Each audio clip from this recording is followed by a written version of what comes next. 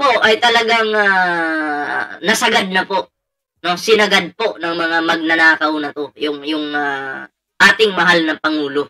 Galit na po si PBBM. 'Di ba? Oo, grabe talaga mga pre, grabe. Oo. Oh. Puot na si PBBM. At sabi niya mismo, walang Merry Christmas sa mga kurap. Wala daw pong Merry Christmas sa mga kurap. Naku. Nakakaano naman yan, ang sakit naman noon, walang Christmas. Sabi dito ni Ballesteros, Hordan, Ballpoint, Bading, walang problema, kahit tawagin nyo akong Bading, importante, pinagkakakitaan ko yung mga Duterte. Oo, monthly, kumikita ako sa mga Duterte dahil binabayaran ako ni YouTube. Anong paki ko kung tawagin nyo ako kung ano-ano dyan. Importante, paldo si Ballpoint man. Diba? Paldo si Ballpoint man, grabe talaga, no? Ballpoint man, ang sama mo naman, pinagkakitaan mo yung matandang yung mga DDS. Ano paki ko? Ano paki ko? Katuwagin mo ako, Bonjing.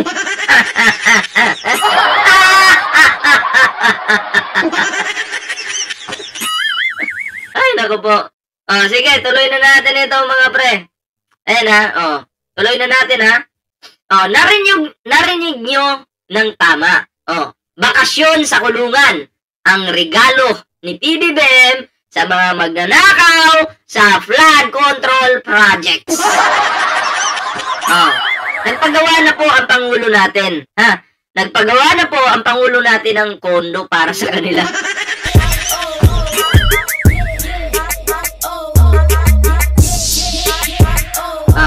Eto sabi dito, buang na vlogger, gago bulag. Matagal na akong buang. Matagal na. At hindi nyo mababago ang pagiging siraulo ng Ballpoint man. Kaya nyo ba akong baguhin? Hindi. Dahil gusto kong maging buang. Araw-araw, gabi-gabi, minu-minuto. Wala tayong magagawa. Gusto ko gusto kong maging buwang Ayaw ko magpakatino.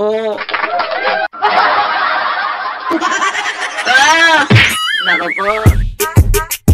Dapat may pasalubong, BPM. Sabi ni Digong noon, wala na kayong Merry Christmas. Ayan, pati mga magnanakaw sa flood control, wala nang Merry Christmas. Ayan so mga pre, ilang araw pa lang matapos tayong lunurin ng dalawang magkasunod na bagyo, sumabog na ang galit ni Pangulong Bongbong Marcos Jr. At hindi lang basta galit. Galit na may kasama ng deadline. Ikaw ba naman bakit hindi magagalit yung Pangulo? Nilunod na nga yung Pilipinas ng baha. Si Sara Duterte nasa resort. Nagsiswimming lang. Sino ba namang hindi magagalit dyan? Nandun ka sa resort swimming ka lang. Ginagawa mo sa buhay mo. Vice President ka. Dapat tumutulong ka sa mga nasalanta ng baha. Bagyo, di ba? Nasan ka? Nag-swimming. Tapos ang ina-upload nila sa opisina nila, OVP, Facebook page, mga lumang pagtulong, nire-re-upload para kunyari tumutulong sila. O di ba? Ang sama. Ginagago kayo. Ray Volkeren, shoutout po sa'yo. Ano sabi mo? Mga DDS, kasi mga patay gutom kasi mga yan. Yes, kasi pati pagkain sa dahig, pinag-aawayan pa. Mga hampas lupang kulangot na patay gutom. Diba? Tama naman Tama naman sabi ng Pangulo, bago magpasko, kukulong na ang mga yan. Mga kurap, sinong handa sa Paskong nasa selda? Sino ba yung handa sa Paskong nasa selda? Meron ba ganun? Magpapasko ka sa selda? Pero sabi ni PBBM, wala kasi. Oh, wala kasing ganun, di ba? Oh, siguro, pero ang gaganda ng higaan nila dun, ha? Oo, ang gaganda ng higaan nila, di ba? Pasalamat kayo, may foam pa. Di ba? Oh. Ang dami daw nilang nahuling ebidensya mula sa construction firm, owners, ilang opisyal ng gobyerno, at pati ilang mambabatas na nagbulsa, okay? Ng bilyon-bilyong pondo para sa mga fake na flood control projects. Imagine mga pre, ayon sa Department of Finance, 118.5 billion ang nawala sa bansa dahil sa mga damuhong yan. Samantalang ang mga tao lumulutang sa baha at yung iba namamatayan pa. Imagine, may isang pamilya doon mga pre na iyak ng iyak yung babae kasi yung mga anak niya namatay, yung partner niya namatay, mag-isa na lang po siya sa buhay nang dahil sa mga kurakot na to. Diba? Grabe, ang sakit nun. Kung sa inyo mangyari yun, napakasakit po talaga. Dati kakampi nyo si Saldico, ngayon sinungaling, kasi bulgar na. Natural! Bakit namin kakampihan yung talagang nabuking na? Diba? Nabuking na eh. Guilty na eh. Sa paningin ng mga Pilipino eh. Hindi kami tulad nyo na kahit tanga si Dutae, kakampihan nyo pa rin kasi tanga kayo. Hindi kasi kami kumakampi sa tao.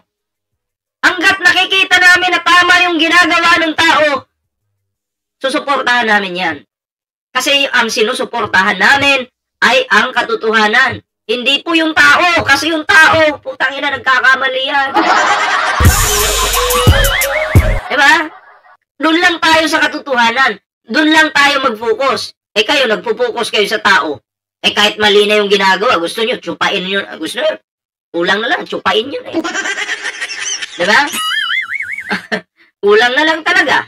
Ganon kayo, katanga. Tama ba yung mangurakot? Ikaw ang tanga. Alam mo, Jonathan, Andy Jesus pa naman yung pangalan mo. Simula sa kanunuan mo, anak mo, pamilya mo, pareho mga tanga yan. Pareho mga inutil yan, mga patay gutom na hampas lupang mga kulangot. Di ba mag-best friend si Saldico at Martin tapos ang pinsan ni Martin si Bibi? Yes! Pero, porkit ba mag-best friend, kasalanan na nung isa? Kung ang, example, kung ang tatay nagkasala, kasalanan ba ng anak? Diba? Kung ikaw, Sunny Hayo, kumantot ka ng babaeng pagkarami-rami, kasalanan mo, diba? So, kasalanan din ba ng anak mo yon dahil kumantot ka ng maraming babae? Pag dinilaan mo yung suso ng babae, ibig sabihin ba kasalanan ng anak mo yon? Ano sa tingin mo? Wag po nating idadamay si Jesus Christ dito. Wag po nating gamitin ang pangalang Jesus Christ sa mga walang kabuluhang bagay. Hindi po maganda yan. Wag niyo pong i-comment yan. Katakot-takot po yung mga ganyang wag po nating idamay. Okay? Mag-focus lang po tayo sa issue. Focus lang po tayo sa issue. Kasi ang flood control nangyari sa panahon ni Digong. Pagpasok ni PBBM, may report na eto na yung flood control, nandyan na. Kasi, sinalo ni PBBM yung mga report na yon. Kasi yun yung sinabi ng nakaraang administrasyon na ang flood control, nandyan lang. Pero nung inimbestigahan ni PBBM, wala pala. Lahat pala ng sinabi ng nakaraang administrasyon o yung nasa report, kasinungalingan lang pala. Basag kayo. Mga mahihina kasi kayo. Weak kayo eh. Diba? Wala kayong mga utek, man!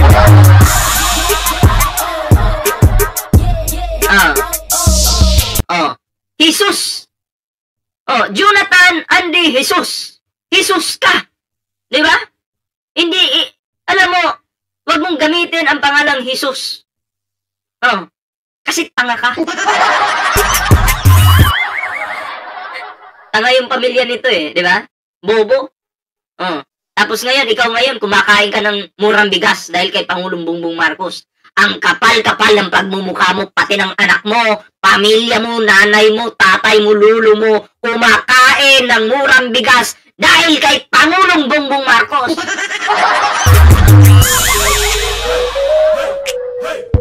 Ha?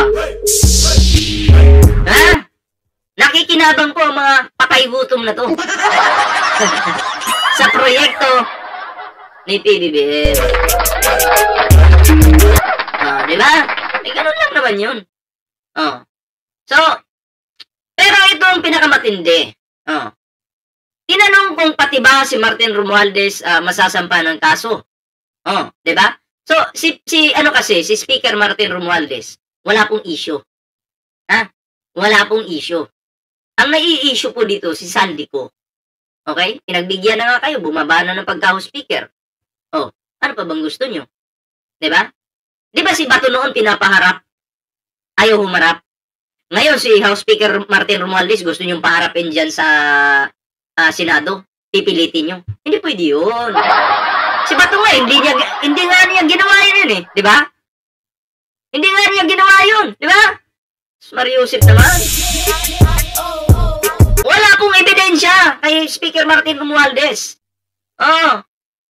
Wala pong ebidensya. Diba? Sige, kung sinasabi nyo, magnanakaw si Speaker, kasabwat si Speaker, magdebate tayo ngayon. Pakitaan nyo akong ebidensya. Sige, latagan nyo akong ebidensya ngayon. Sige, madali lang magsalita eh. Latagan nyo ako ngayon ng ebidensya kung meron ba. Ay, nako po. Ano na? Basta, kung sino man ang sangkot sa mga pagnanakaw at may ebidensya, ang sabi ng ating Pangulo, mananagot po talaga. Okay? Yun naman yung maliwanag. At suportado. Bilib ako sa Pangulo natin kasi walang kamakamag-anak, walang kay-kaibigan. Basta mali ka. Panagutan mo. Yun po ang ating Pangulong Bongbong Marcos. Kaya ako sumasaludo po dyan sa ating mahal na Pangulo. Ayan so maraming salamat po sa inyong suporta po sa ating YouTube channel. Ako, grabe, no?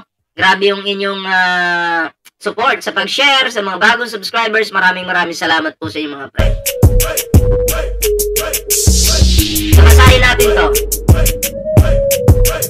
Basahin natin to Wag mo na ipagtanggol, naging tanga ka. Tuloy.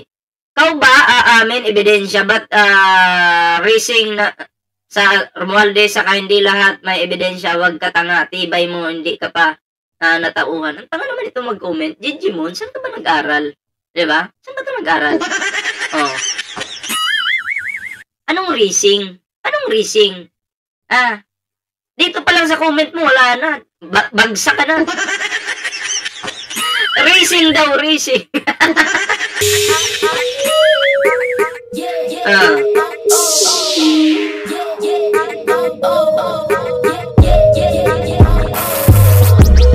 Ito pa, sasagutin natin, sabi ni Jonathan. Tama ba yung pera na PhilHealth, pera ng PhilHealth, kinuha, yung ginto, ibinenta, yung SS Fund, gano'n, pin natin to, sasagutin natin. Unahin muna natin tong, tama ba yung PhilHealth kinuha? Ito sa panahon ni Digong, si Duque ba yun, Duque? Sa panahon ni Digong, grabe yung corruption sa PhilHealth.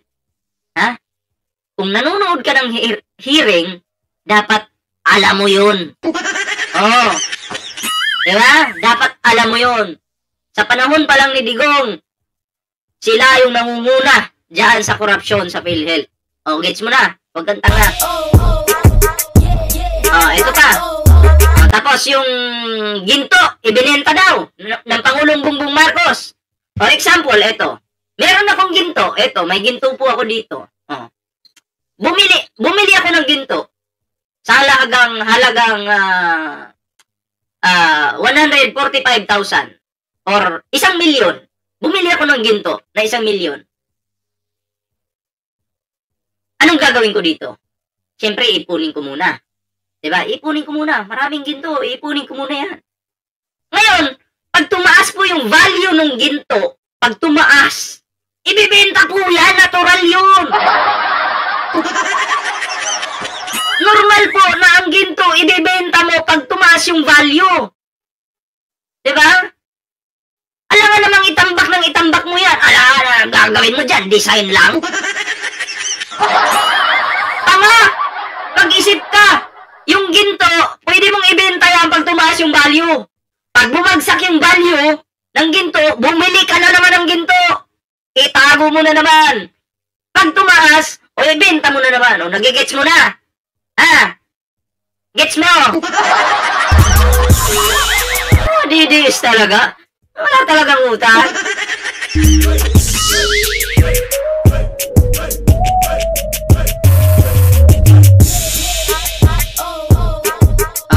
Nasaan na daw yung 20 na bigas? Ano ang gagawin natin? Kumain kanta eh.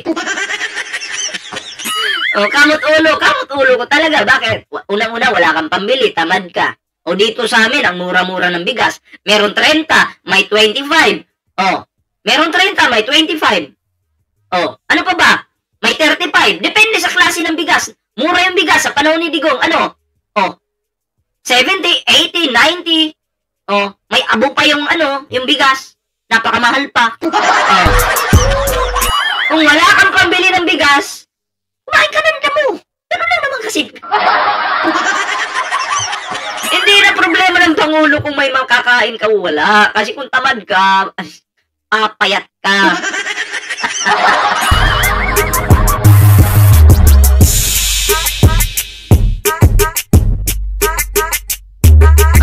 Asan na daw yung pera? Ang tanong ng tanga. Asan na yung pera? Bakit mo ako tatanungin kung nasa na yung pera? Gobyerno yan eh. Sila yung may proseso dyan. Kung saan nila gagamitin ang pera na yan. Napupunta din naman yan sa pagpapalago ng ekonomiya ng ating bansa. Diba?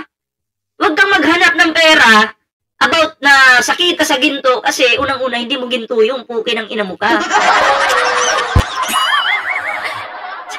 Diba? Ginto mo ba yun? May ambag ka doon?